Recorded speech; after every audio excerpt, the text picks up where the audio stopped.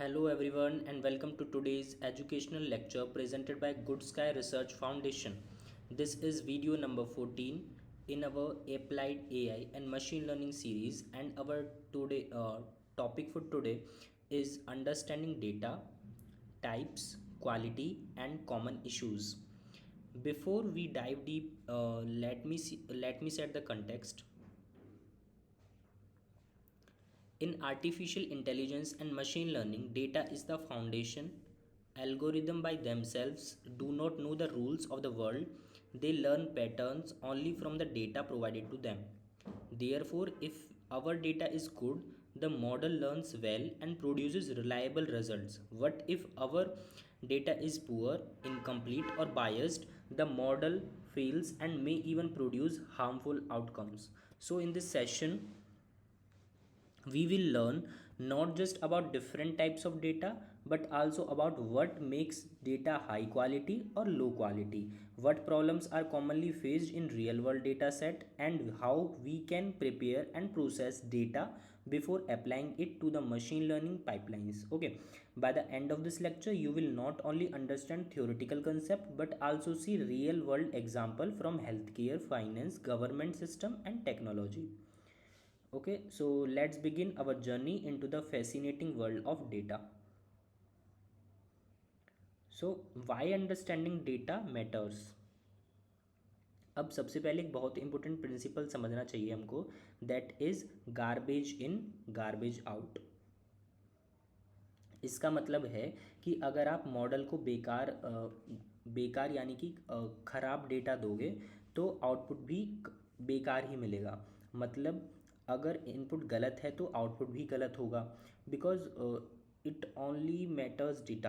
Okay, इसका मतलब हम समझ चुके हैं कि what is garbage in, what is garbage out. Example के लिए देखें, अगर एक मेडिकल डेटा सेट में पेशेंट की रिपोर्ट गलत है तो मशीन लर्निंग मॉडल गलत डायग्नोसिस करेगा। मतलब किसी को हार्ट डिसीज़ है पर डेटा में रिकॉर्ड नहीं है तो मॉडल उस पेशेंट को हेल्दी दिखा देगा, ये लाइफ थ्रेटनिंग हो सकता है। Same in finance sector and same in hiring यानी कि HRM। फाइनेंस सेक्टर में देखें तो अगर आपके पास स्टॉक मार्केट के पुराने या इनकम्प्लीट डेटा हैं तो प्रेडिक्शन गलत आएगा और मिलियंस का नुकसान हो सकता है। हायरिंग सिस्टम में भी देखा जाए, अगर ट्रेनिंग डेटा बायस्ड है, जैसे पुराने डेटा में वुमेन कैंडिडेट को कम सिलेक्ट किया गया, तो AI मॉडल ऑटोमेटिकली वुमेन जो नेक्स्ट वुमेन न्यू कैंडिडेट आएगी उसको रिजेक्ट कर देगा या ऐसा सीख लेगा करना। ओके, सो इसलिए डेटा की क्वालिटी डायरेक्ट अफेक्ट करती है AI सिस्टम की ट्रस्ट वर्दीनेस को। ओके, यहाँ एक बात याद रखनी है कि बेस्ट एल्गोरिदम भी अगर ख़राब डेटा पर ट्रेन होगा तो फेल हो जाएगा, पर अगर नॉर्मल एल्गोरिदम भी हाई क्वालिटी डेटा पर ट्रेन होगा तो काफ़ी अच्छा परफॉर्म कर सकता है और करेगा। ओके, तो स्टैंडर्ड बुक जैसे कि data mining concept and techniques में लिखा है कि data is not just the oil, it is the soil in which AI grows. अगर सॉइल हेल्थी है तो ट्री स्ट्रांग होगा, अगर सॉइल पॉल्यूटेड है तो प्लांट मर जाएगा। एग्जैक्टली वैसे ही AI मॉडल्स के साथ होता है। ओके, तो हमने समझ लिया यहाँ पर कि डेटा को समझना क्यों ज़रूरी है, ये क्यों मैटर करता है। ओके, सो दिस इज़ हम इसको एक्सप्लेन कर चुके हैं, आगे बढ़ते हैं। Okay, so what is role of data in artificial intelligent and machine learning. Okay, algorithm learns patterns from data, they do not inherently knows rule. Okay, अब एक और फंडामेंटल कंसेप्ट समझते हैं। AI और मशीन लर्निंग में सब कुछ data पर डिपेंड करता है। एल्गोरिदम अपने आप से कुछ नहीं जानता है, वो खुद रूल्स क्रिएट नहीं करता। मशीन लर्निंग की प्रोसेस कुछ ऐसी होती है कि data, then features, then patterns and then knowledge. Okay, example के लिए समझें तो जब हमको एक इमेज रिकॉग्निशन मॉडल बनाना होता है तो पहले हम इमेज को पिक्सल के फॉर्म में रखते हैं। पिक्सल से मॉडल एजेस डिटेक्ट करते हैं, फिर एजेस से शेप बनते हैं और फाइनली ऑब्जेक्ट आइडेंटिफाई करते हैं, जैसे कैट या डॉग। ओके, फाइनेंशियल ट्रांजैक्शंस में भी वही हाल है।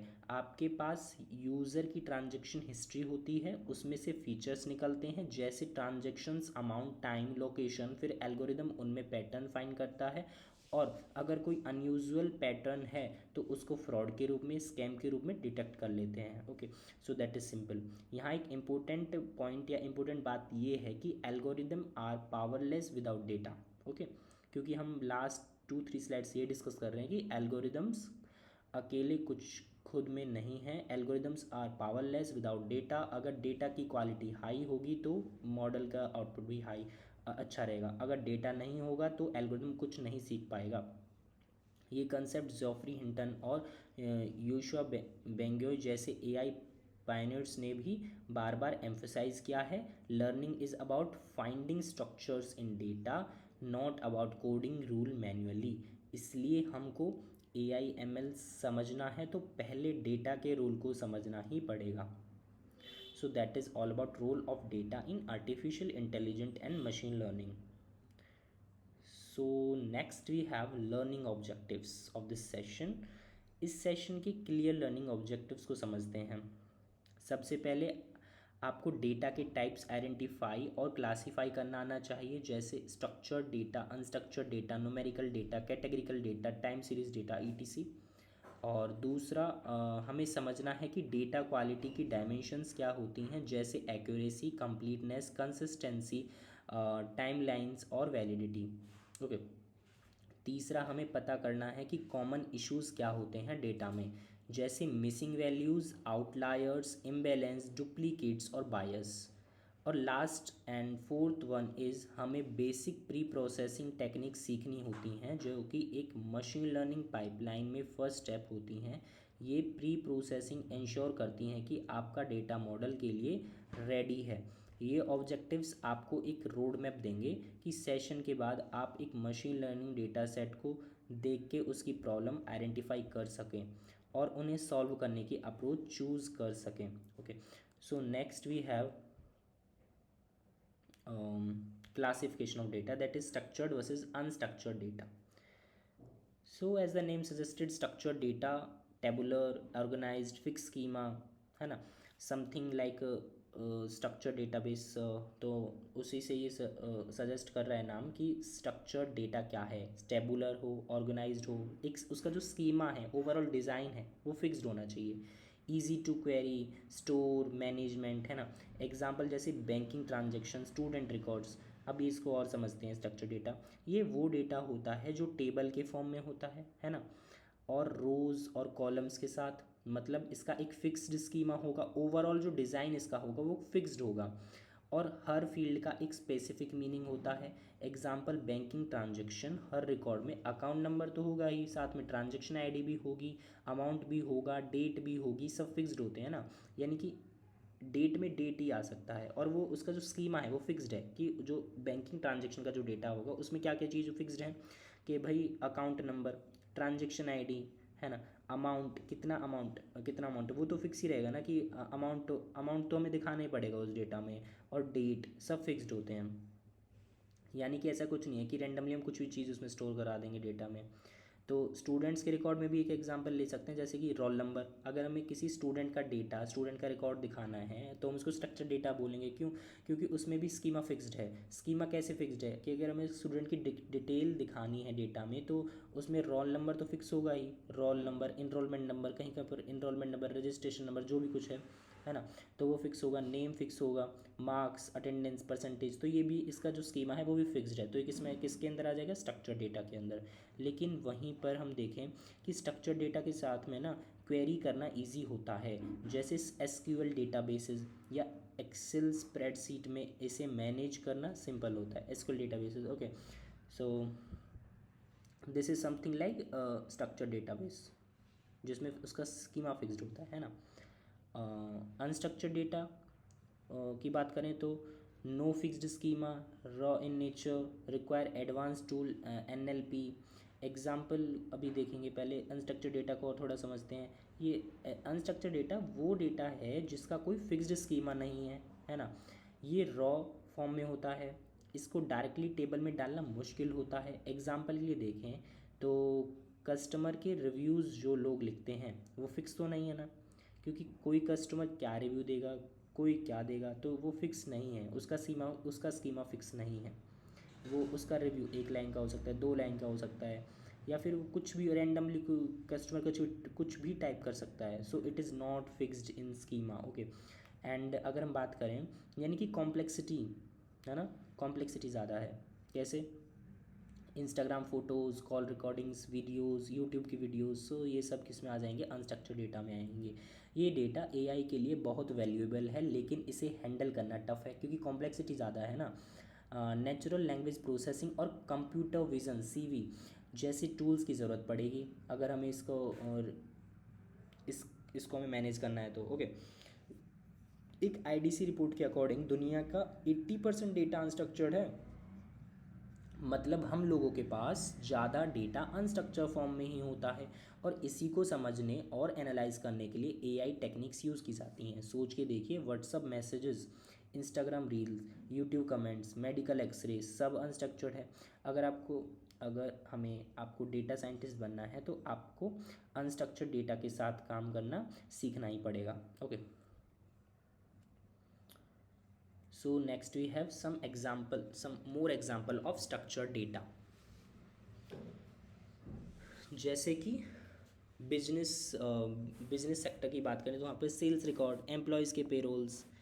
हेल्थ केयर सेक्टर में देखें तो पेशेंट के डेमोग्राफिक्स, लैब के रिजल्ट्स, यहाँ पर पेशेंट के जो रिकॉर्ड होंगे वो भी हम टेबुलर फॉर्म में स्टोर करा सकते हैं। और साथ में गवर्नमेंट सेंसस डेटा है ना, ये तो सबसे बड़ा एग्जांपल हो गया स्ट्रक्चर्ड डेटा का। टैक्स के रिकॉर्ड।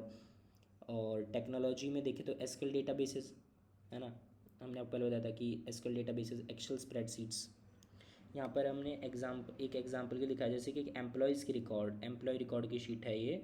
यहाँ पर आईडी है, एम्प्लॉय आईडी, नेम, उसका डिपार्टमेंट, इसकी सैलरीज़। तो ये कैसी फॉर्म है? स्ट्रक्चर्ड फॉर्म है, टेबुलर फॉर्म है। इसका स्कीमा फिक्स्ड है। स्कीमा कैसे फिक्स्ड है? यहाँ पर केवल यहाँ पर 1 2 3 4 एट्रीब्यूट्स हैं इसमें, तो स्कीमा फिक्स्ड है ना। रैंडमली हम कुछ कुछ थोड़ी डाल रहे हैं इसके स्कीमा में। हम एम्प्लॉय रिकॉर्ड्स को केवल 4 एट्रीब्यूट से शो कर रहे हैं, जैसे कि आईडी, नेम, डिपार्टमेंट, सैलरी। कोई रैंडमली हम कुछ यहाँ पर नहीं डाल रहे हैं ना। सो ये क्या हो गया? फिक्स्ड स्कीमा है इसका। So it is an structured data example. Okay. अब यहाँ एक इम्पोर्टेंट बात यह है कि स्ट्रक्चर डेटा के साथ एनालिसिस करना इजी होता है क्योंकि इसमें हर चीज़ प्री डिफाइंड होती है। इसलिए शुरू के मशीन लर्निंग एप्लीकेशन जैसे credit scoring models, banking fraud detection, insurance claim verification, इन सब का बेस स्ट्रक्चर डेटा ही था। Next we have unstructured data examples.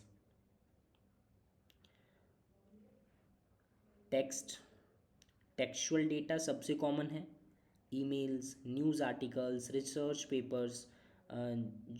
सोचो जीमेल के पास कितना ज़्यादा डेटा होगा, और हर ईमेल का स्ट्रक्चर अलग अलग होता है।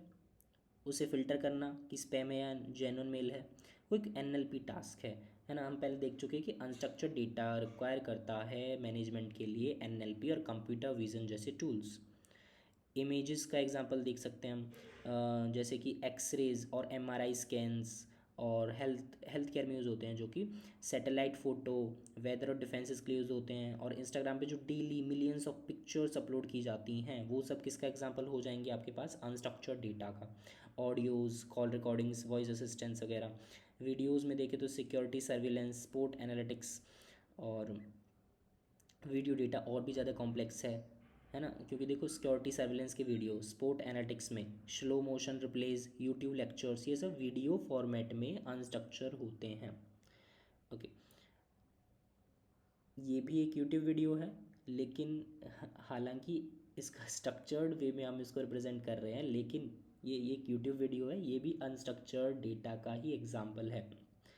ओके।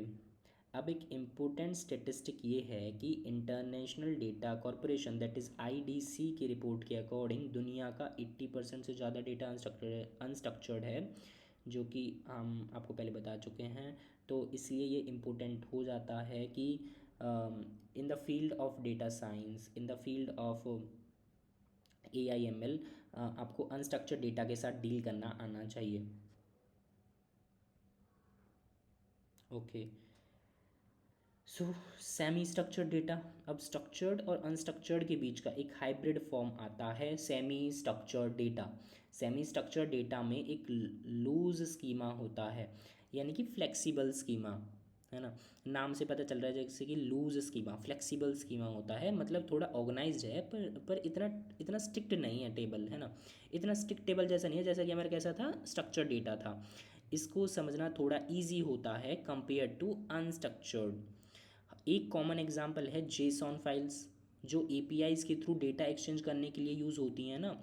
हर एपीआई की हर एपीआई एक की वैल्यू पेयर फॉर्मेट में डेटा भेजती है जो फ्लेक्सिबल होता है। इसी तरह एक्सएमएल फाइल्स जैसे फाइल्स वेब एप्लीकेशन में काफ़ी यूज़ होती हैं। एक्सएमएल एक ट्री लाइक स्ट्रक्चर में डेटा स्टोर कराती हैं जिसमें टैग्स होते हैं, और एक फ्लेक्सिबल स्कीमा प्रोवाइड कराता है। तो ये इसी के एग्जांपल में आ जाएगा। ओके। और एक रियल वर्ल्ड एग्जांपल है सर्वर लॉग फाइल। जब भी कोई यूज़र एक वेबसाइट ओपन करता है, उसका एक्टिविटी रिकॉर्ड होता है, किस टाइम पे लॉगिन हुआ है, किस आईपी एड्रेस से रिक्वेस्ट आई है, किस पेज को असेस किया है। ये लॉग्स एक स्ट्रक्चर्ड और अनस्ट्रक्चर्ड का मिक्स्ड होते हैं। सेमी स्ट्रक्चर्ड डेटा एक ब्रिज की तरह काम करता है स्ट्रक्चर्ड और अनस्ट्रक्चर्ड के बीच। मतलब अगर आपको रॉ अनस्ट्रक्चर्ड डेटा को मैनेजेबल बनाना है तो आप उसको सेमी स्ट्रक्चर्ड फॉर्म में कन्वर्ट करते हो। यही रीज़न है कि बिग डेटा फ्रेमवर्क जैसे हैडूप और Spark semi structured data handle करने के लिए ऑप्टिमाइज्ड होते हैं। Okay, so this is all about semi structured data. Next we have numerical data. अब चलते हैं न्यूमेरिकल डेटा की तरफ, जो मशीन लर्निंग में सबसे इंपॉर्टेंट और कॉमन टाइप है। न्यूमेरिकल डेटा दो टाइप का होता है, कॉन्टिन्यूस एंड डिस्क्रीट। जहाँ पर नंबर्स की बात आ जाएगी वहाँ पर तो दो चीज़ आएंगी ही ज़रूर, कॉन्टिन्यूस एंड डिस्क्रीट। देखो नंबर्स क्या है, मैथमेटिक्स है, और मैथमेटिक्स ही तो दो तरीके का होता है, कॉन्टिन्यूस एंड डिस्क्रीट। सो यहाँ पे न्यूमेरिकल डेटा की बात करें तो यहाँ पर भी दो तरह की चीज़ें आपको पढ़नी पड़ेंगी, that is continuous and discrete. Continuous data ये वो वैल्यूज़ होती हैं जो एक रेंज के अंदर इनफाइनाइट पॉसिबिलिटीज़ ले सकती हैं। एग्जाम्पल, एक पेशेंट का वेट 65.45 kg है, पर वो 65.451 या 65.452 भी हो सकता था। मतलब एग्जैक्ट डेसिमल प्रिसीजन के साथ मीज़र होता है। कॉन्टिन्यूस डेटा रिग्रेशन मॉडल और फोरकास्टिंग में बहुत यूज़ होता है।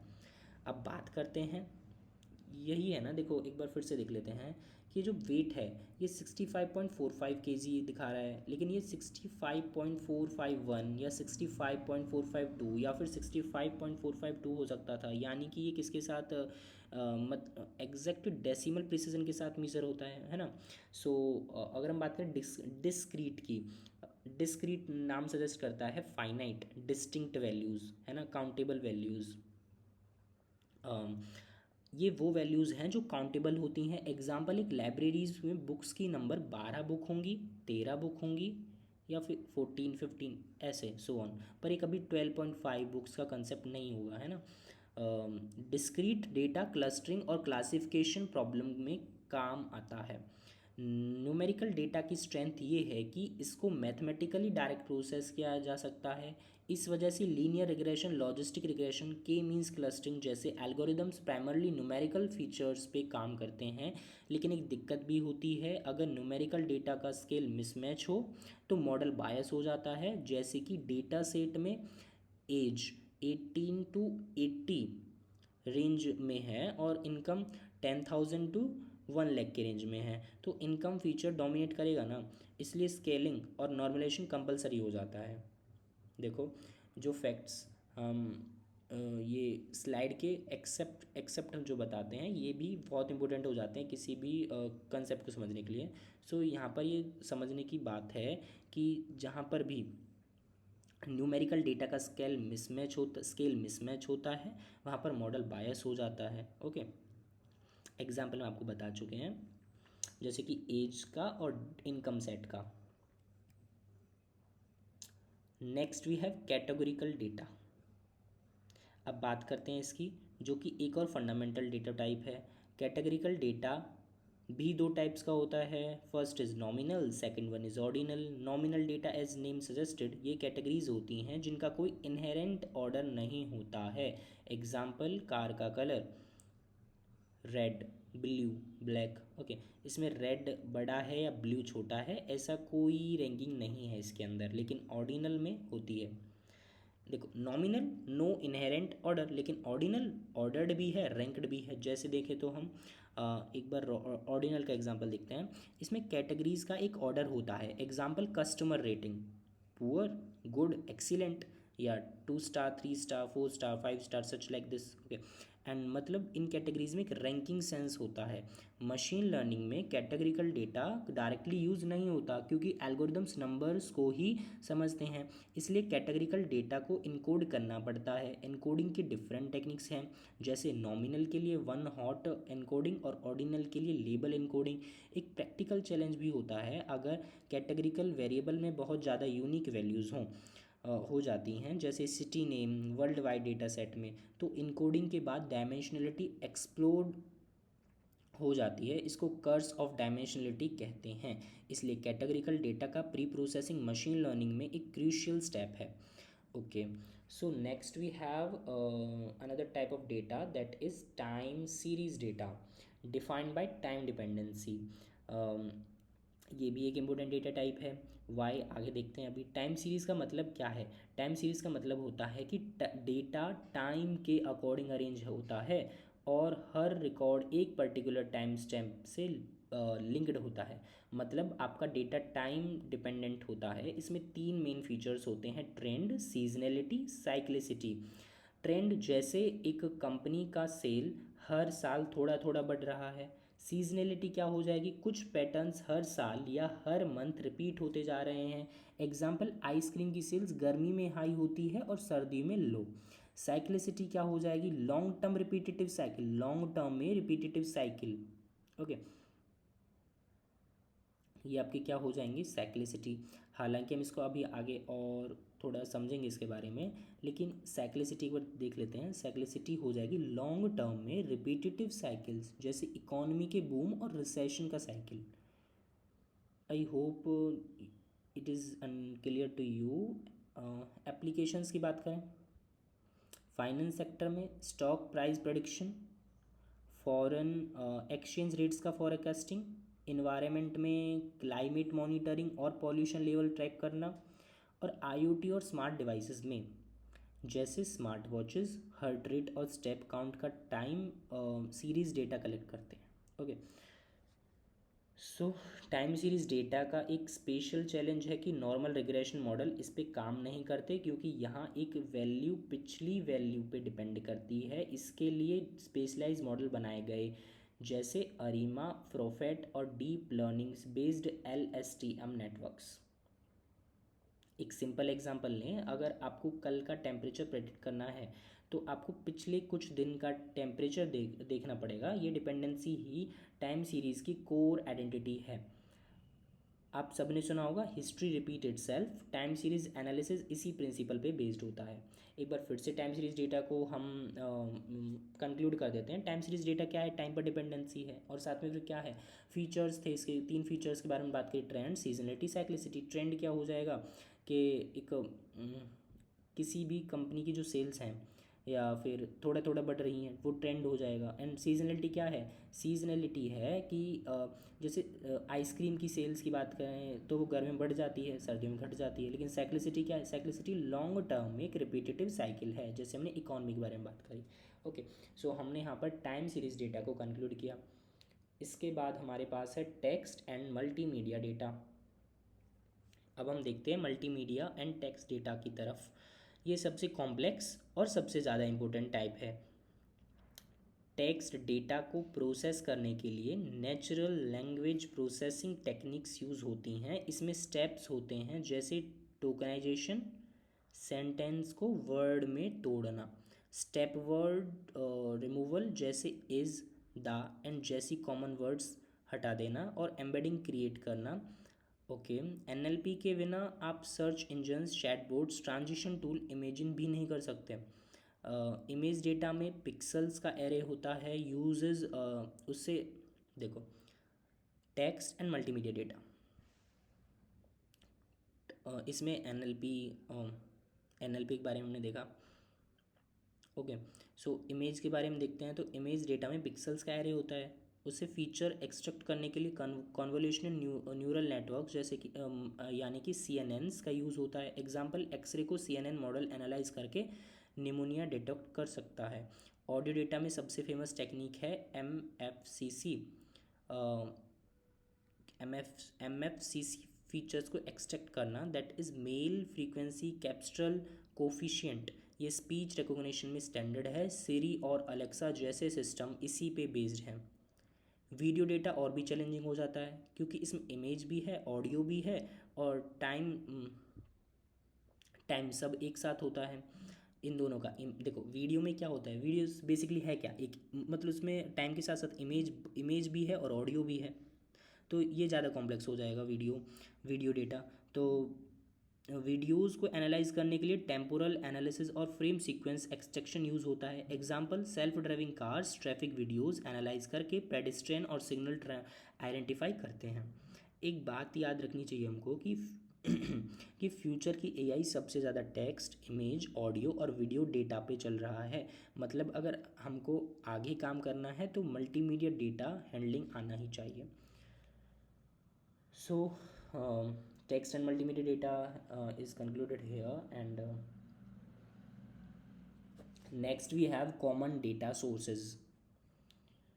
अब सवाल उठता है, ये सारा डेटा आता कहाँ से है, जितना भी हमने पढ़ा अभी तक। मतलब डेटा के कॉमन सोर्सेज क्या होते हैं? प्राइमरी सोर्स होता है, सेकेंडरी सोर्स होता है, क्राउड सोर्सिंग होती है, एंटरप्राइज सिस्टम्स होते हैं। तो इन सबको एक बार डिटेल में देखते हैं। प्राइमरी सोर्स ये वो डेटा होता है जो आप खुद कलेक्ट करते हैं। एग्जाम्पल के लिए सेंसर से टेम्परेचर रीडिंग्स लेना, लैब एक्सपेरिमेंट करना, या स्टूडेंट से सर्विस फिल करवाना। ये ज़्यादा रिलायबल होता है क्योंकि डायरेक्टली सोर्स से आता है। सेकेंडरी सोर्सेज हो जाएंगे, ये दूसरे प्लेटफॉर्म्स या ऑर्गेनाइजेशन से लिया गया डेटा होता है। एग्जाम्पल, गवर्नमेंट डेटाबेसेस जैसे census data, APIs Twitter API से ट्वीट कलेक्ट करना, या वेब स्क्रैपिंग के थ्रू वेबसाइट से डेटा निकालना। क्राउड सोर्सिंग क्या हो जाएगा? ये एक मॉडर्न अप्रोच है जहां आप लार्ज नंबर ऑफ लोगों से डेटा कलेक्ट करते हैं। एग्जाम्पल, अमेजोन मैकेनिकल टर्क, जहाँ फ्रीलांसर्स माइक्रो टास्क कंप्लीट करके डेटा प्रोवाइड करते हैं। Fourth one is enterprise system, जैसे कंपनीज के CRM, कस्टमर रिलेशनशिप मैनेजमेंट, और ERP, that is enterprise resource planning system में डेटा स्टोर होता है। इसमें ट्रांजेक्शन, सेल्स और कस्टमर्स रिकॉर्डिंग होते हैं। एक as a data scientist, artificial machine learning engineers, ये समझना ज़रूरी होता है कि डेटा रिलायबल कहाँ से लेना है। ओके, यानी कि डेटा की रिलायबिलिटी इंश्योर करनी चाहिए। अगर सोर्स ही गलत होगा तो पूरा एनालिसिस फेल हो जाएगा ना, जैसे कि हम पहले पढ़ चुके हैं। So next we have big data characteristics. Big data को जनरली 5V से डिफाइन किया गया है। First one is volume, second one is velocity, third one is variety, fourth is veracity and fifth is value. सबसे पहले समझते हैं volume के बारे में। डेटा की क्वांटिटी, आज के टाइम में पेटाबाइट्स और एक्साबाइट्स डेटा जनरेट हो रहा है, जैसे social media posts, IoT sensors और e-commerce transactions. Okay, so that is volume. And what is about velocity? Data की speed. Volume is about data की quantity and velocity is about data की speed. Velocity streaming data real time में आता है, जैसे stock market updates, है ना, that is changing by seconds. और GPS tracking, online gaming logs. Okay, third one is variety, यानी कि डेटा के types, structured, semi structured, unstructured, सब मिक्स होता है यहाँ पे। एग्जाम्पल, एक ई-कॉमर्स वेबसाइट में टेबल्स में product info structured, customer reviews unstructured, और जेसॉन API सेमी स्ट्रक्चर्ड, सब कुछ है। फिर बात आती है वेरासिटी की, डेटा की ट्रस्ट वर्दीनेस, यानी कि रिलायबिलिटी। फेक न्यूज़ या इनकरेक्ट सेंसर वैल्यूज से एनालिसिस गलत हो जाता है। रिलायबिलिटी इंश्योर करना बहुत ज़रूरी है। Okay, so next is value, means सबसे इम्पोर्टेंट डेटा का असली काम है इंसाइट देना जो डिसीजन मेकिंग में मदद करे। ओके, अगर डेटा से बिजनेस या साइंटिफिक वैल्यूज़ नहीं निकली तो वो सिर्फ स्टोरेज भर रहा है, उससे कुछ उससे किसी एंटरप्राइज को, उससे किसी बिजनेस को फ़ायदा ही नहीं हुआ। सो वैल्यू इंपॉर्टेंट हो जाती है। सो यहाँ पर हमने बिग डेटा के जो करेक्टरिस्टिक हैं, हमने बिग डेटा को 5 volume, velocity, variety, veracity, values, इन वीज से हमने इसको डिस्क्राइब किया है या इसको करेक्टराइज किया। ओके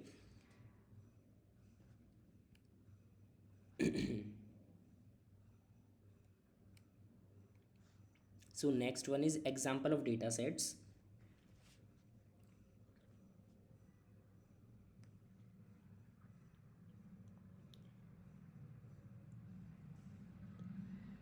एग्जाम्पल्स की बात करें तो हम एक रियल वर्ल्ड पर्सपेक्टिव से देखते हैं डेटा सेट को।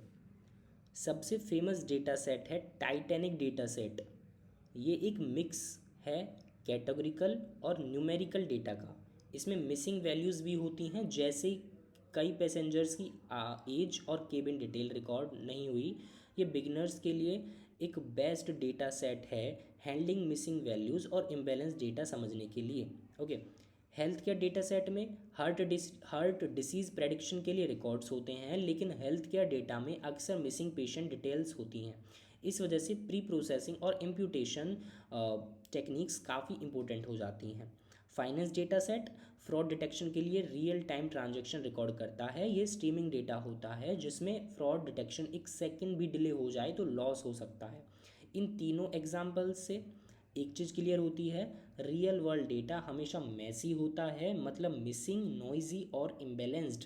इसलिए एक डेटा साइंटिस्ट का पहला काम होता है रॉ डेटा को क्लीन और प्री प्रोसेस करना। तो हमने समझा कि जैसे हमने स्ट्रक्चर्ड डेटा में जितना एक क्लियर सा एग्जांपल देखा था एम्प्लॉय आईडी वाला, इतना साफ सुथरा एग्जांपल जो हमने देखा, ऐसा ऐसा रियल वर्ल्ड में ऐसा होता ही नहीं है ना। यानी कि मैसी डेटा आपको देखने को मिल सकते हैं। सो अब बात करते हैं डेटा क्वालिटी के बारे में। काफ़ी क्रिटिकल टॉपिक है डेटा क्वालिटी। डेटा क्वालिटी का सिंपल मतलब होता है आपका डेटा कितना एक्यूरेट है, रिलायबल है उस टास्क के लिए, एंड कितना यूज़फुल है उस टास्क के लिए। अगर डेटा की क्वालिटी हाई है तो आपके AI/ML मॉडल ट्रस्टवर्दी आउटपुट देंगे। अगर क्वालिटी लो है तो मॉडल्स गलत और हार्मफुल रिजल्ट भी दे सकते हैं। एक गार्टनर रिपोर्ट के हिसाब से पुअर डेटा क्वालिटी की वजह से बिजनेसेस अपनी रेवेन्यू का 15 to 25% तक लूज़ कर देते हैं। सोचो कितना बड़ा लॉस होगा जब किसी इस गलती की वजह से 15 to 25% का रेवेन्यू लॉस हो रहा है।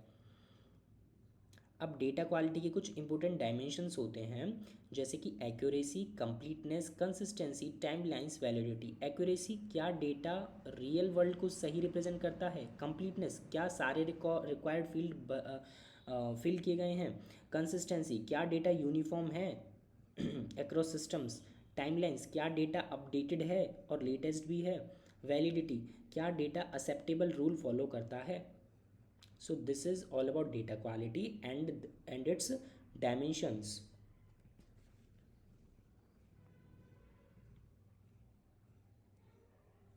अगर हम डेटा क्वालिटी के लिए एक लाइन, एक टैग दें तो ensuring data quality is the first step of reliable AI/ML। Okay, so here our next topic is accuracy. Data quality की सबसे पहली और इम्पोर्टेंट डायमेंशन है एक्यूरेसी। ओके, जो हमने पहले पढ़ा था कि डेटा क्या होना चाहिए, एक्यूरेट होना चाहिए। डेटा की accuracy, completeness, consistency, timelines, validity. So first dimension is accuracy. Accuracy का मतलब है कि डेटा एग्जैक्टली वही रिप्रेजेंट करे जो रियल वर्ल्ड में एक्चुअल है। अगर एक कस्टमर का एड्रेस गलत रिकॉर्ड हो गया तो बैंकिंग सिस्टम उसको रॉन्ग ब्रांच एलोकेट कर देगा। अगर एक लैब टेस्ट का रिजल्ट गलत एंट्री हो गई तो डॉक्टर गलत मेडिसिन प्रिस्क्राइब कर देगा।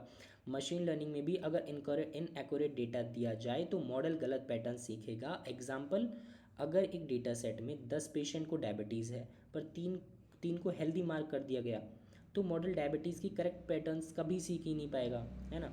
एक्यूरेसी मेंटेन करने के लिए companies regular data audits, validation checks और क्रॉस रेफरेंसिंग करती हैं। यहाँ एक लाइन हमको याद रखनी चाहिए कि accurate data is the foundation of accurate decision. अगर डेटा गलत है तो डिसीजन भी गलत होंगे, यानी कि we are talking about values, चाहे एल्गोरिथम कितना भी एडवांस्ड हो जाए।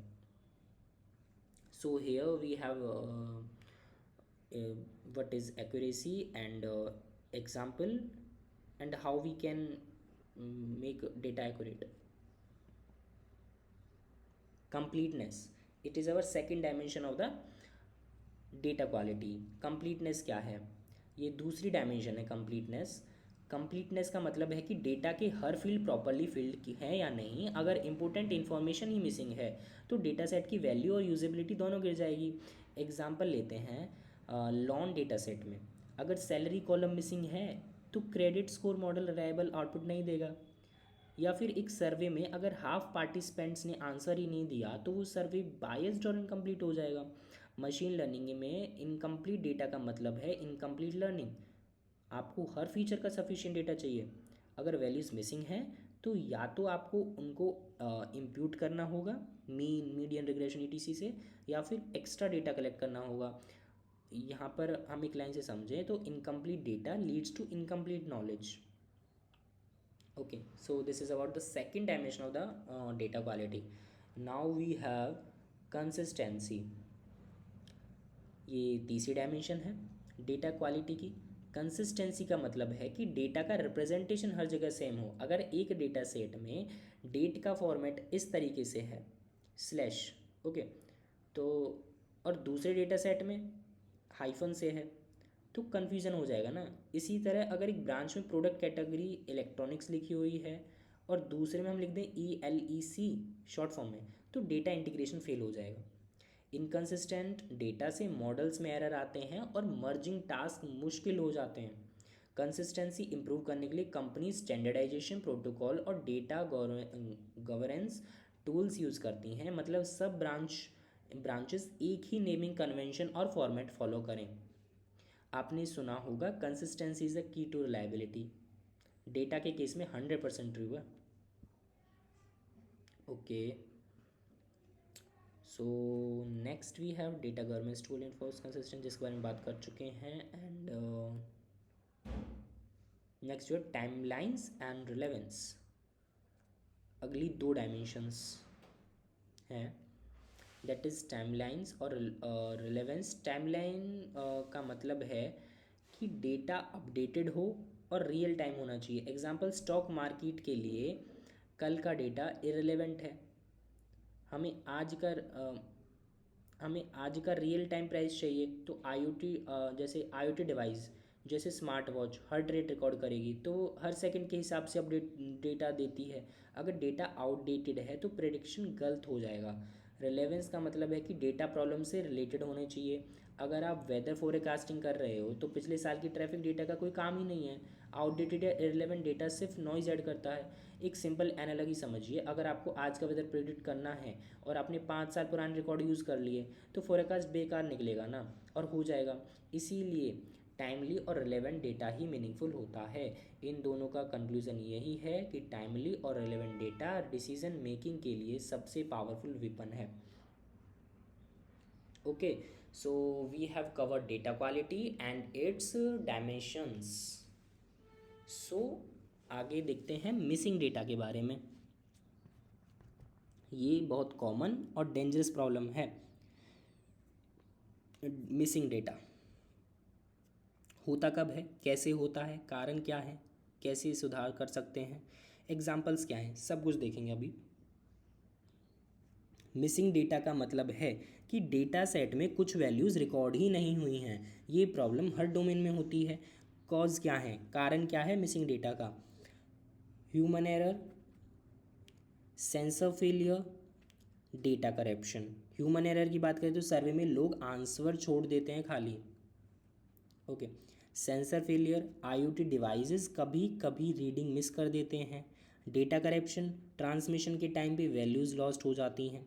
इसका इम्पैक्ट बहुत बड़ा होता है। एग्जाम्पल के लिए देखें, अगर एक हॉस्पिटल के डेटा सेट में कुछ पेशेंट के टेस्ट रिजल्ट मिसिंग हैं तो डॉक्टर या मेडिकल प्रैक्टिशनर डायग्नोसिस का जो डायग्नोसिस होगा वो बायस्ड हो सकता है। अगर एक कंपनी के सेल्स डेटा में कुछ मंथ्स का रिकॉर्ड ही नहीं है, किसी कंपनी के सेल्स में कुछ महीनों का या फिर कुछ वीक्स का रिकॉर्ड ही नहीं है, तो फोरकास्टिंग मॉडल फेल हो जाएगा ना।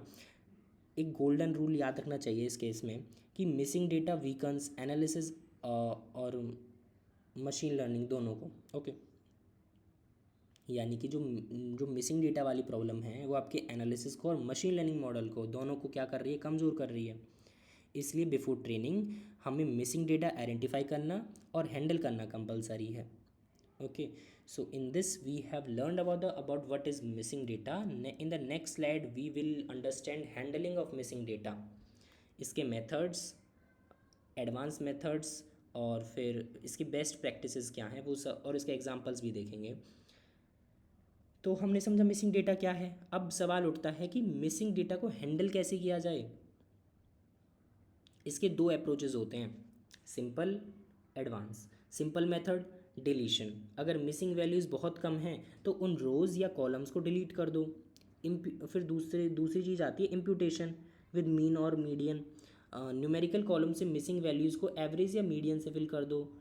फिर मोड इम्प्यूटेशंस के बारे में बात आती हैं, जैसे कि कैटेगरिकल फीचर से मोस्ट फ्रीक्वेंट वैल्यू से फिल कर दो।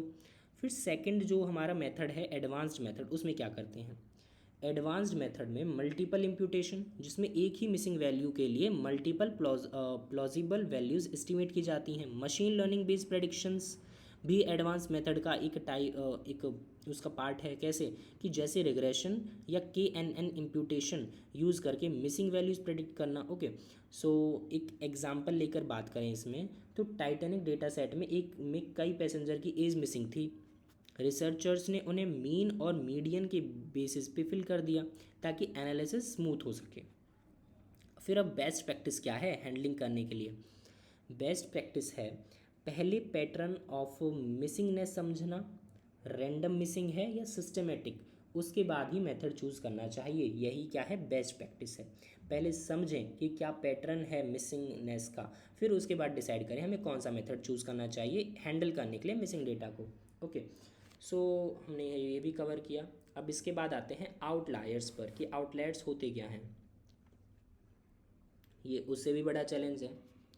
आउटलायर्स वो एक्सट्रीम वैल्यूज़ होते हैं जो बाकी डेटा से अलग दिखते हैं। मतलब अगर लेट्स से 100 स्टूडेंट्स की हाइट 150 सेंटीमीटर टू 190 सेंटीमीटर के बीच है और एक स्टूडेंट की हाइट 250 सेंटीमीटर लिखी गई है, तो वो आउटलायर है।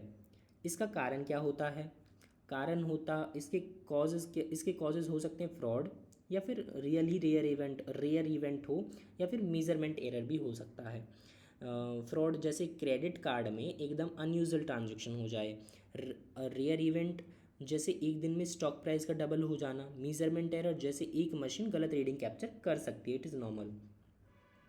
आउटलायर हमेशा गलत नहीं होते, कभी कभी वो हिडन पैटर्न्स भी दिखाते हैं। एग्जाम्पल के लिए देखें तो एक अनयूजुअल स्पेंडिंग पैटर्न फ्रॉड भी हो सकता है या एक नया जेन्युइन बिजनेस ट्रेंड भी। लेकिन प्रॉब्लम ये है कि आउटलायर्स मशीन लर्निंग मॉडल को डिस्टॉर्ट कर देते हैं। रिग्रेशन लाइन का स्लोप चेंज हो जाता है, क्लस्टरिंग का सेंट्रोइड शिफ्ट हो जाता है, मतलब मॉडल के एक्यूरेसी पर डायरेक्ट इफेक्ट पड़ता है। सो आउटलायर्स को पहचानना और उनका ट्रीटमेंट करना बहुत ज़्यादा ज़रूरी हो जाता है।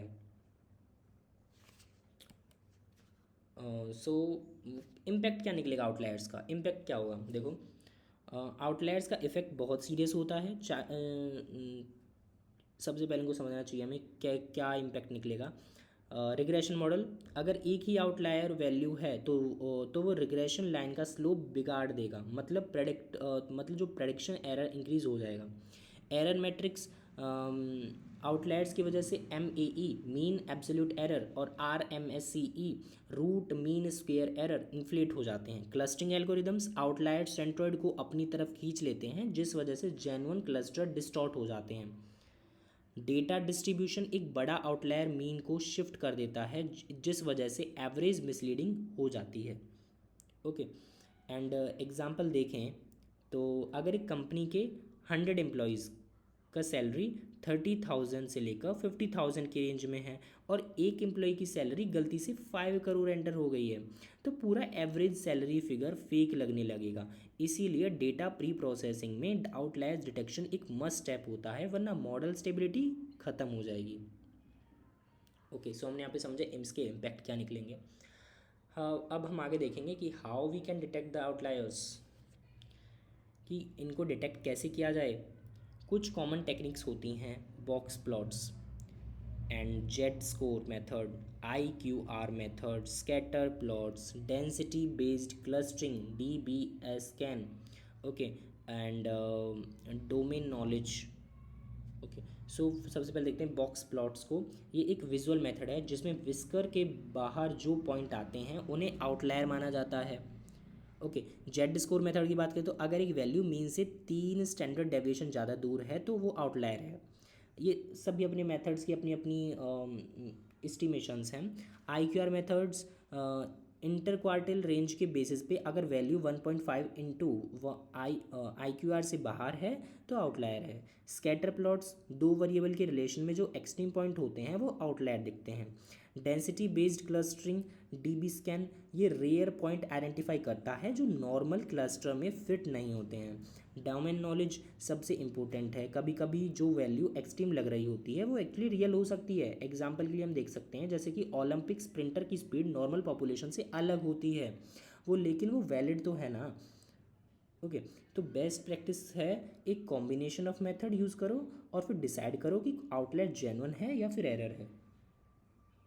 ओके, सो नेक्स्ट स्लाइड हमारे पास है अबाउट द डुप्लीकेट डेटा के बारे में। ये भी एक प्रॉब्लम है, duplication of data. Duplicate data का मतलब होता है कि रिकॉर्ड जो है मल्टीपल टाइम स्टोर हो जाता है। ये प्रॉब्लम कॉमन है और अगर डिटेक्ट ना की जाए तो एनालिसिस ख़राब कर देगी। इसके कारण क्या है, एक कस्टमर बार बार सेम सर्वे फिल कर दे, डेटाबेस में इंटीग्रेशन के टाइम एक रिकॉर्ड दो जगह से ऐड हो जाए, मैनुअल एंट्री में सेम पेशेंट रिकॉर्ड दो बार एंटर हो जाए। तो ये सब कारण बनते हैं किस चीज़ का, डुप्लीकेसी का।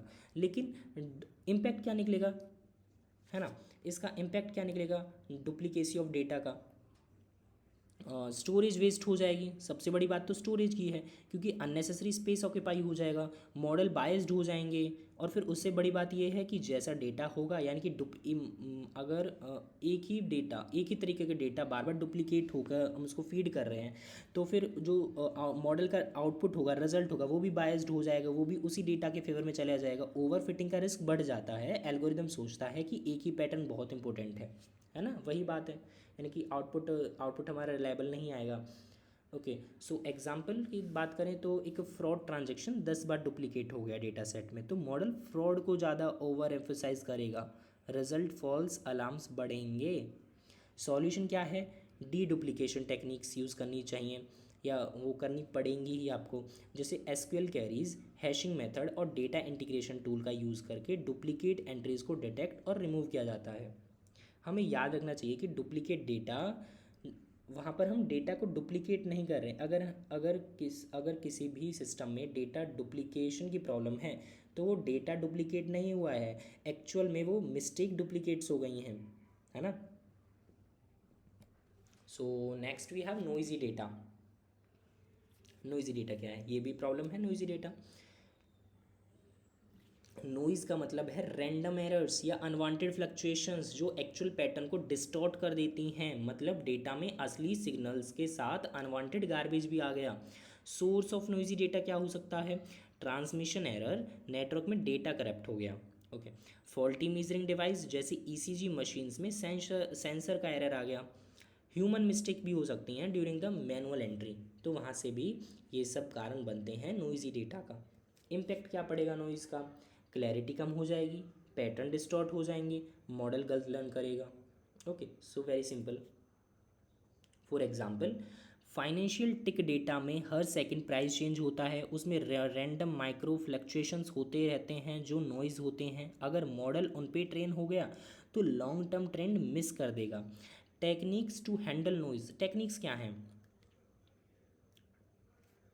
टेक्निक्स की बात करें तो स्मूथिंग, बिनिंग, मूविंग एवरेजेस, ये सब क्या है, इसकी टेक्निक्स हैं हैंडल करने के लिए। स्मूथिंग पर हम देखें तो रैंडम फ्लैक्चुएशंस को एवरेज कर देना, बिनिंग में डेटा को इंटरवल में डिवाइड करके स्मूथ करना, मूविंग एवरेजेस पास्ट वैल्यूज़ का एवरेज लेके ट्रेंड स्मूथ करना। So this is all about the techniques to handle noisy data. हमें याद रखना चाहिए कि नॉइज़ को रिमूव किया जा सकता है लेकिन असली पैटर्न को प्रिजर्व करना ज़रूरी है। Okay, so we have next problem, that is imbalance data. Okay, what is this imbalance data? अब एक ये भी एक ट्रिकी इशू है, इसको पहले समझते हैं क्या। इम्बैलेंस डेटा का मतलब होता है कि डेटा सेट में एक क्लास बहुत ज़्यादा है और दूसरी क्लास बहुत कम।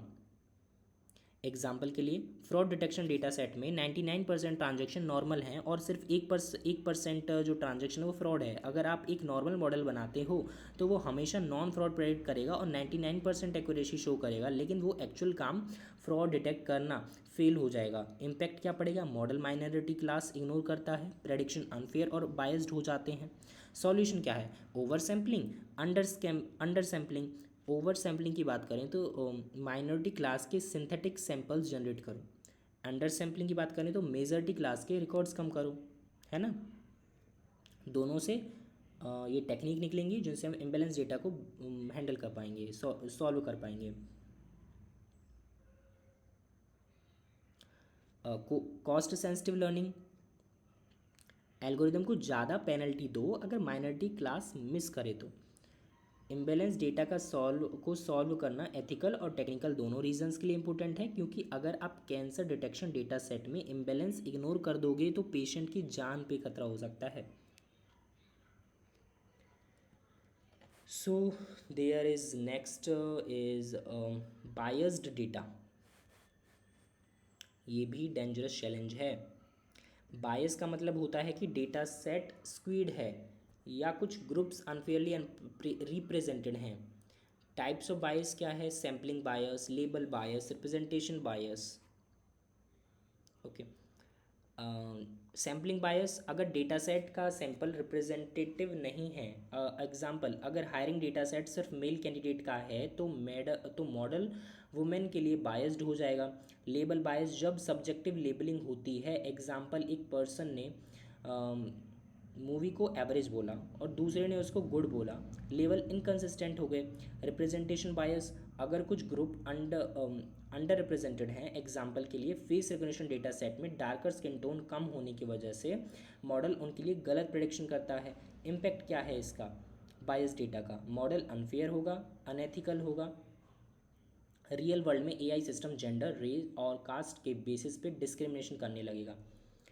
इसलिए एआई फेयरनेस के लिए ज़रूरी है कि डेटा सेट डाइवर्स, बैलेंस्ड और रिप्रेजेंटेटिव हो। एक लाइन में याद रखें तो, unbiased data, ethical AI. Okay, so next we have case study, that is about Titanic data set.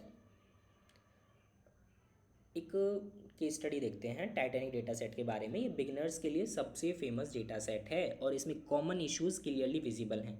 कई पैसेंजर्स की एज और केबिन डिटेल मिसिंग हैं, मतलब कंप्लीटनेस इशू है ना, कंप्लीट नहीं है सभी फील्ड्स, तो यहाँ पर कंप्लीटनेस की प्रॉब्लम है।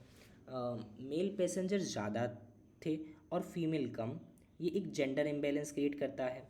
सर्वाइवल रिकॉर्ड में देखें तो सर्वाइवल रिकॉर्ड में कुछ नॉइजी एंट्रीज़ हैं जहां पैसेंजर्स के नाम गलत लिखे हुए हैं। डेटा बायस भी हो सकता है क्योंकि सर्वाइवल चांस जेंडर और क्लास के बेसिस पे डिफरेंट था। टाइटैनिक डेटा सेट हमें सिखाता है कि प्रोसेसिंग कैसे करनी होती है, मिसिंग वैल्यूज़ को इम्प्यूट करना, इम्बैलेंस हैंडल करना और नॉइज़ क्लीन करना। इसलिए टाइटैनिक डेटा सेट एक परफेक्ट एग्जाम्पल है बिगनर्स के लिए, क्योंकि इसमें रियल वर्ल्ड के सब मेजर डेटा इश्यूज प्रेजेंट हैं।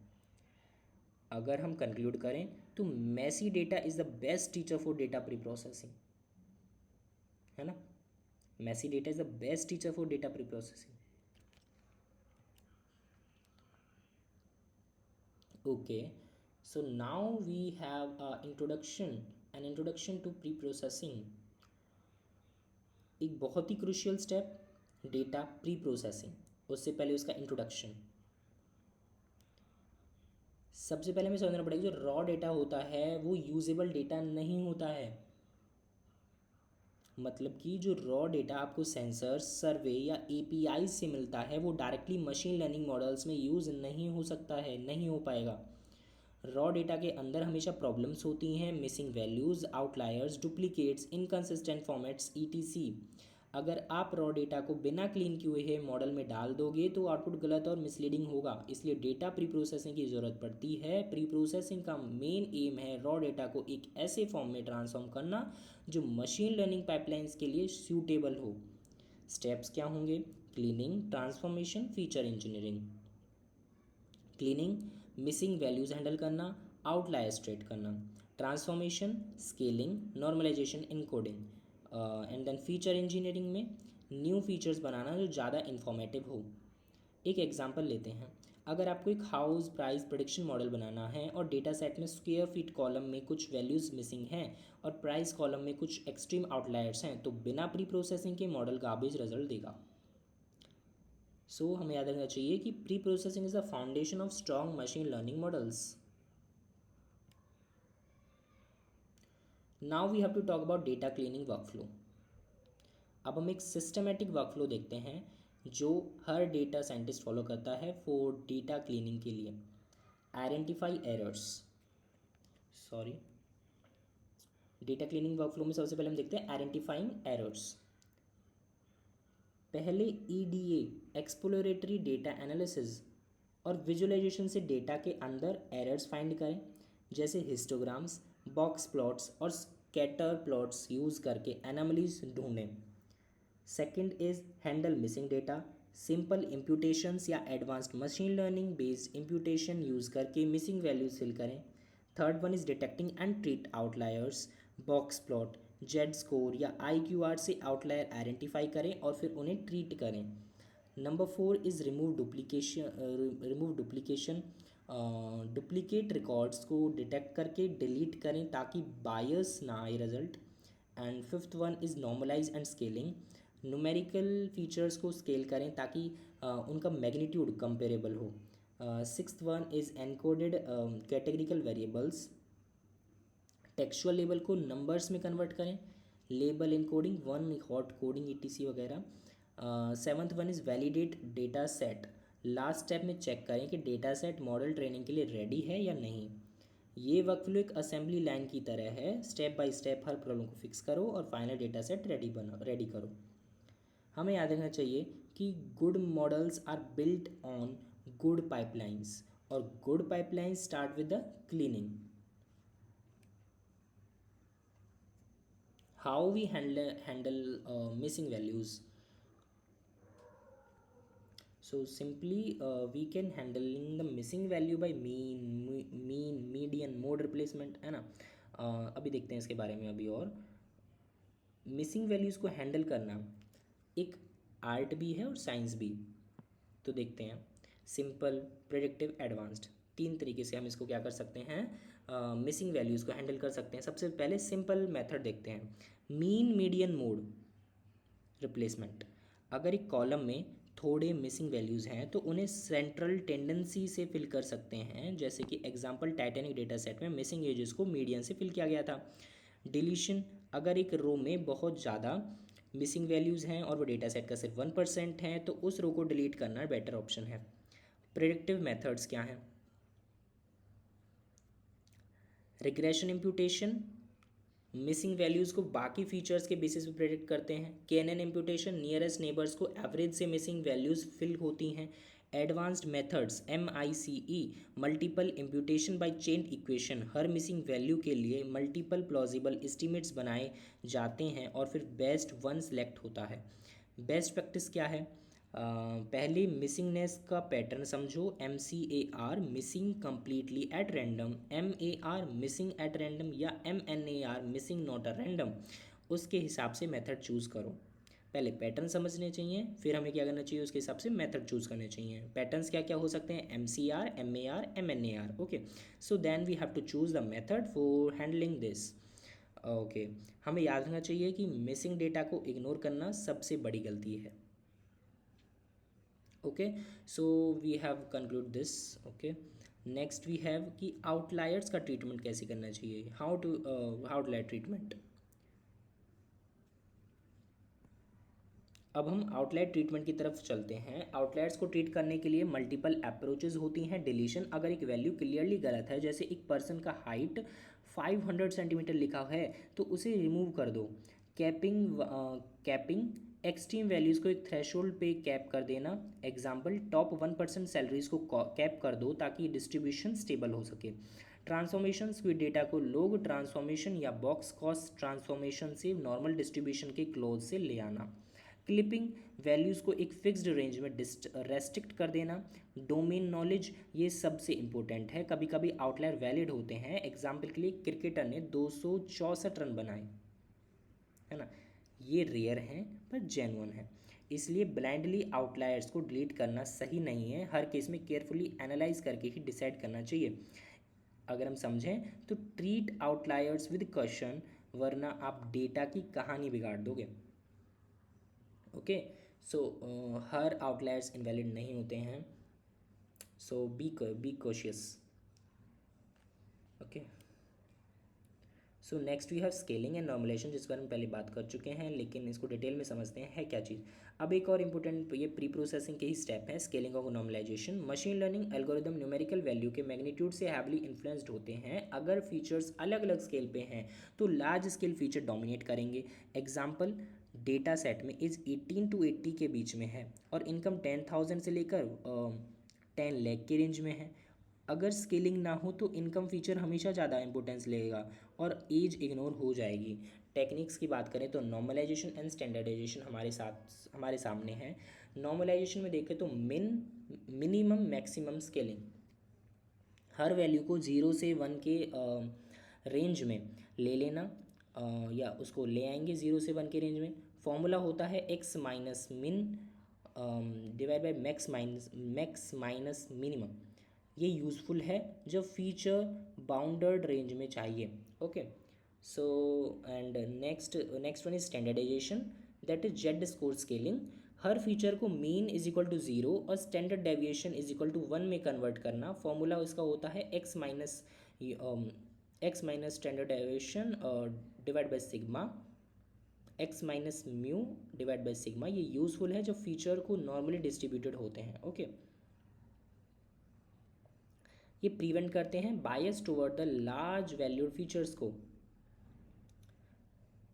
अगर हम इस चीज़ को कंक्लूड करना चाहें स्केलिंग के बारे में, तो scaling is not just about mathematics, it is about the fairness for the feature. ठीक है, तो हमने यहाँ पर एग्जांपल देखे एज और इनकम रेंज के बारे में, है ना। तो we have done with this scaling and normalisation. आगे हमारे पास है एनकोडिंग कैटेगरिकल डेटा। अब एक बहुत ही प्रैक्टिकल स्टेप समझते हैं, categorical data encoding. Machine learning algorithms को नंबर समझ आते हैं। देखो, मशीन लर्निंग जो एल्गोरिदम्स होते हैं ना, उनको केवल नंबर समझ आते हैं, लेकिन हमने तो अभी तक बहुत तरीके के डेटा पढ़े। कैटेगरी समझ नहीं आती हैं। अगर डेटा सेट में कॉलम है car colour is equal to red black blue, तो मॉडल कंफ्यूज हो जाएगा क्योंकि इसके लिए ये सिर्फ टेक्स्ट है।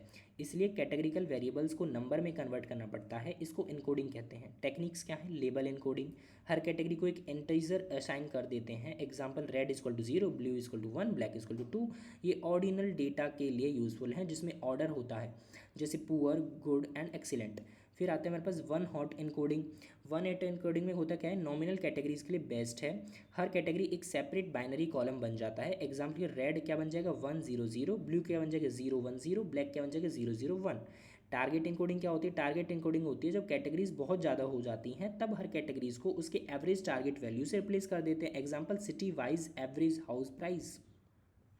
ओके, एक चैलेंज होता है अगर एक कॉलम में बहुत ज़्यादा यूनिक वैल्यू हो, जैसे city names with 5000 unique entries, तो जो one hot encoding thousands of column बना देगा। ये डायमेंशनलिटी एक्सप्लोजन क्रिएट करता है, इसलिए इनकोडिंग चॉइस हमेशा केयरफुली करनी चाहिए। अगर गलत इनकोडिंग हो जाए तो मॉडल की एक्यूरेसी पे डायरेक्ट नेगेटिव इफेक्ट होता है। So now we have to talk about bad data to poor models. यानी कि डेटा ख़राब है तो मॉडल के जो आउटपुट्स होंगे, रिजल्ट्स होंगे, वो भी ख़राब होंगे। देखते हैं एक बार। अब एक bad data leads to poor model कैसे? मशीन लर्निंग का परफॉर्मेंस डायरेक्टली डेटा की क्वालिटी पर डिपेंड करता है। अगर डेटा पुअर है तो प्रेडिक्शन गलत आएंगे, मॉडल ओवर फिट हो या अंडर फिट हो जाएगा, यूज़र्स का ट्रस्ट कम हो जाएगा, या यूज़र्स का ट्रस्ट जो है बिल्कुल एंड ख़त्म ही हो जाएगा। एक रियल वर्ल्ड एग्जांपल लेते हैं कि अगर एक हॉस्पिटल का डेटा सेट में रॉन्ग लैब रिपोर्ट्स हैं तो एआई सिस्टम रॉन्ग डायग्नोसिस करेगा। अगर एक बैंक के लोन डेटा सेट में इनकम्प्लीट इनकम रिकॉर्ड्स यानी कि एक तरीके से बैड डेटा है तो model wrong approval rejection decision देगा। याद रखो कि मॉडल का परफॉर्मेंस डेटा का रिफ्लेक्शन होता है। मतलब जितना डेटा क्लीन और हाई क्वालिटी का होगा उतना ही मॉडल पब्लिक के लिए रिलायबल हो जाएगा। Okay, so model performance is a reflection of data quality. What are the real world examples? कुछ रियल वर्ल्ड एग्जांपल देखते हैं जहां पुअर या बायस डेटा ने एआई सिस्टम को फेल कर दिया। अमेजोन हायरिंग एल्गोरिदम, ये सिस्टम बायस था क्योंकि उसको पास्ट हायरिंग डेटा से ट्रेन किया गया था जिसमें मेल कैंडिडेट्स को प्रीफरेंस मिली थी। Result, algorithm automatically female application को रिजेक्ट करने लगा। लोन अप्रूवल्स, कई बैंक के एआई मॉडल माइनॉरिटीज़ और लो इनकम ग्रुप को अनफेयरली रिजेक्ट करने लगे क्योंकि उनका डेटा बायस था। मेडिकल डेटा सेट, कुछ कैंसर डिटेक्शन सिस्टम गलत डायग्नोसिस करने लगे क्योंकि ट्रेनिंग डेटा इनकम्प्लीट और नॉइजी था। गवर्नमेंट रिकॉर्ड्स इनकम्प्लीट या इनएक्यूरेट सेंसस डेटा पॉलिसीज़ को गलत डायरेक्शन में ले जाने लगे। फाइनेंशियल मॉडल, 2008 फाइनेंशियल क्राइसिस में एक रीज़न ये भी था कि डेटा मॉडल गलत अजम्पशंस और इनकम्प्लीट डेटा पर बेस्ड था। ओके, तो कंक्लूजन सिंपल है, ट्रस्ट डेटा सेट्स से ethical AI and then better society. So what is the best practice? Collect data only from the trusted source, और अगर data fake है तो एनालिसिस वेस्ट हो जाएगी। Exploratory data analysis, EDA first step होना चाहिए। Graphs, plots और summary statistics से डेटा को समझो। सिस्टमेटिक क्लीनिंग पाइपलाइंस बनाओ, मैनुअली ऐड एचओसी के लिए क्लीनिंग मत करो। Document pre processing steps, transparency maintain करो ताकि रिप्रोड्यूसिबिलिटी हो। कंटिन्यूसली मॉनिटर स्ट्रीमिंग डेटा और regular updates, old data irrelevant हो जाता है इसलिए डेटा सेट को फ्रीक्वेंटली अपडेट करो। ट्रांसपेरेंसी और फेयरनेस में देखें तो अपने प्री प्रोसेसिंग और क्लीनिंग स्टेप्स क्लियरली डॉक्यूमेंट करने चाहिए। डेटा पाइपलाइंस को सिस्टमेटिक, ट्रांसपेरेंट और फेयर बनाने चाहिए। Okay, so this is all about this session. So we have the summary of this session. Summary में देखें तो data types, data quality, common issues. Common issues में क्या क्या देखा हमने? Missing values, outliers, duplicacy, noise, imbalance, biasing nature, and this is and data quality में क्या देखा हमने? Accuracy, completeness, consistency, timelines, validity. Data types हम देख चुके थे कि जिसमें क्या देखा? Structured, unstructured, semi structured, numerical, categorical, time series, multimedia, text, etc. Pre processing में scaling, normalisation, encoding, imputation, outlier treatments. Okay, और सबसे इंपॉर्टेंट लर्निंग क्या थी हमारे सेशन की कि हाई क्वालिटी डेटा ही रिलायबल एआई एमएल मॉडल का बेस बनता है। So what about the next video? अब अगले वीडियो में हम डिस्कस करेंगे फीचर इंजीनियरिंग, फीचर सिलेक्शन, जहां हम सीखेंगे कि रॉ डेटा से नए यूज़फुल फीचर्स कैसे बनाए जाते हैं और कैसे इररिलेवेंट फीचर्स को एलिमिनेट करके मॉडल्स को एफिशिएंट बनाया जाता है। So stay tuned. So thank you so much. ये था हमारा आज का session, that is understanding data types, quality and common issues. I am Siddharth signing off on the behalf of Good Sky Research Foundation. Thank you so much for keep stay with me and till then keep learning, keep exploring. Thank you. Bye bye so much. Thank you.